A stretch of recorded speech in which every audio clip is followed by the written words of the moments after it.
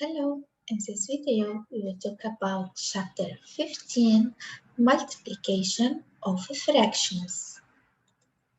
How we multiply two fractions. Let's see, let's take examples. Example 1, we have 1/4 times 2/3.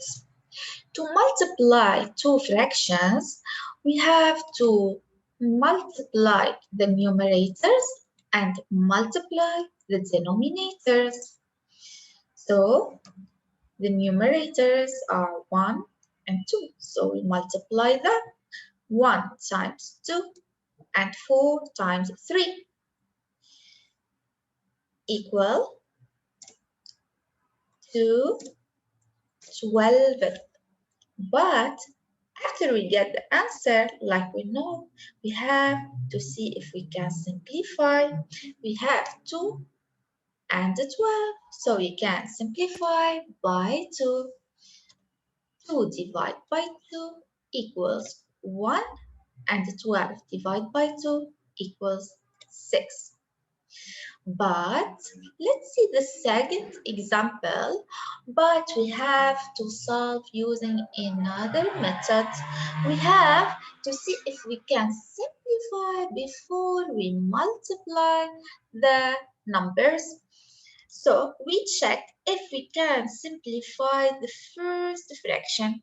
We have 3/9, so we can simplify by 3 because 9 is equal to 3 times 3. So we can simplify by 3. Then we see if we can simplify the second fraction. We have 1/7. So we cannot simplify because 1 and 7 have no common divisors. Then we see if we can simplify the numerator of the first fraction with the denominator of the second fraction. But we already crossed the 3, so we have nothing to simplify. Then we see if we can simplify the numerator of the second fraction and the denominator of the first fraction. We have 1 and 9, and we cannot simplify because we know that we cannot simplify by 1. They have no common divisors other than 1. Now, after we simplify, what we have to do?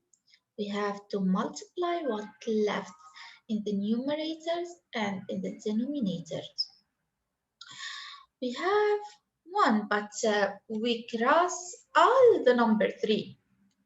So it left what? It left 1 because we know that 3 is equal to 3 times 1. We cross the 3, it left 1. So in the numerators, we have to write 1 times 1.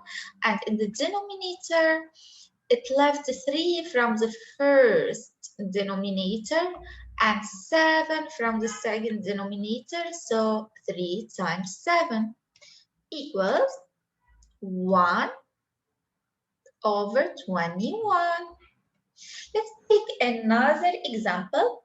We have 5/9 times 6/25. So what we do, we see if we can simplify the first fraction. We have 5 and 9, so we cannot simplify. Then we see if we can simplify the second fraction. We have 6 and 25, so we cannot simplify. They have no common divisors other than 1, and we cannot simplify by 1.